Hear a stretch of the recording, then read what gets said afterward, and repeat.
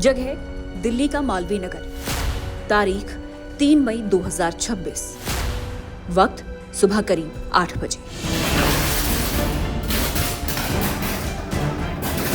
ये समय रेखा है उस भयावह हादसे की जिसने 21 जिंदगियों को अपनी आगोश में ले लिया,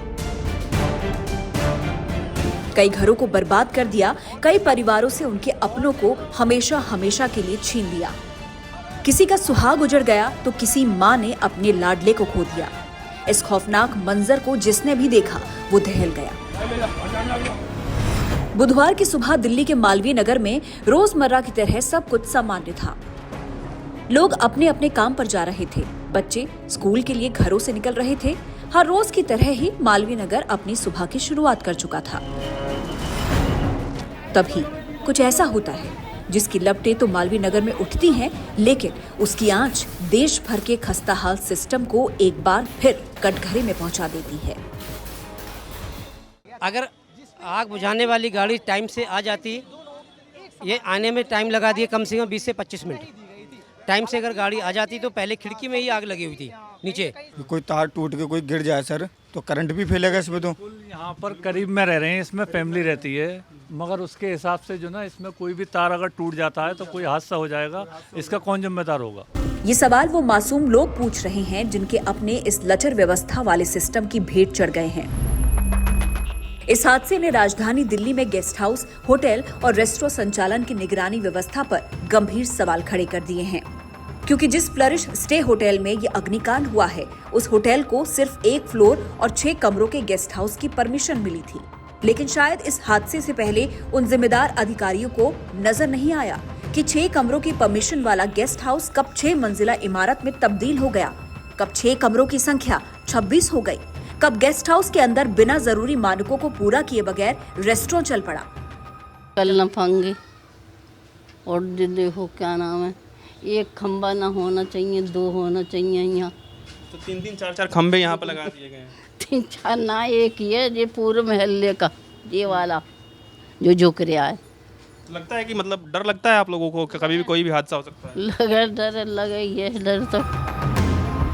जैसा हमेशा से होता आया है वही इस बार भी हुआ है। हादसा हुआ तो जिम्मेदारों की आंखें खुली, लेकिन तब तक थोड़ी सी देर हो गई। 21 लोगों ने इस लापरवाही के चलते अपनी जानें गंवा दी। डर लगता है, डर तो लगता है, ये समय सबको डर लगता है बेटा। जब कोई काम हो जाता है, अब देख के डर लग रहा है। जब मैं उधर गई थी तो मतलब ऐसे जंगल में लटके पड़े थे सारे, जब बेचारों को बचाए तो बचाए कैसे?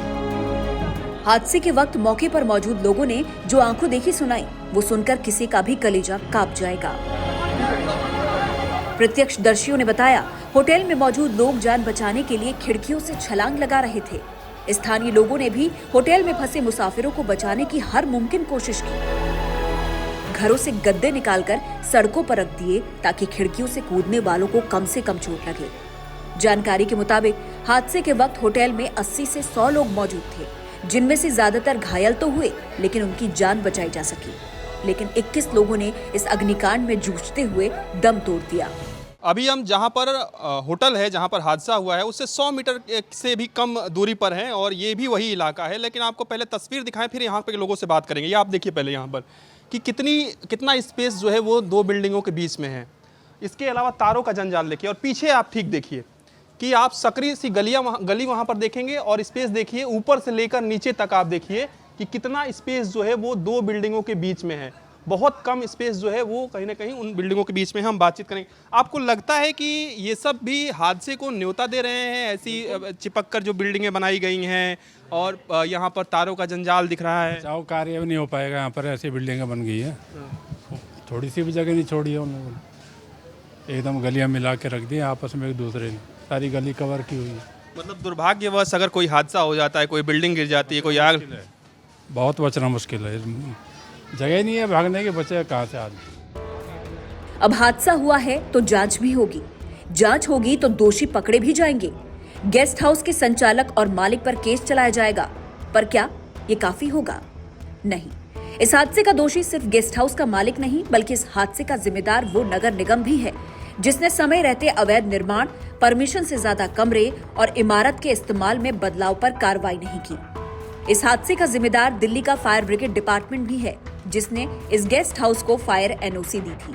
और अगर गेस्ट हाउस के पास फायर एनओसी नहीं थी, तब भी उस पर कार्रवाई नहीं की गई। हादसे की जिम्मेदार स्थानीय पुलिस भी है, जिसने तमाम कायदे नियमों को ताक पर रखकर संचालित होते गेस्ट हाउस पर समय रहते ध्यान नहीं दिया। बड़ा सवाल है कि क्या इन सभी जिम्मेदारों की जवाबदेही सुनिश्चित की जाएगी या कुछ दिन कार्रवाई का झुनझुना पीटने के बाद फिर किसी अगले हादसे के होने का इंतजार किया जाएगा।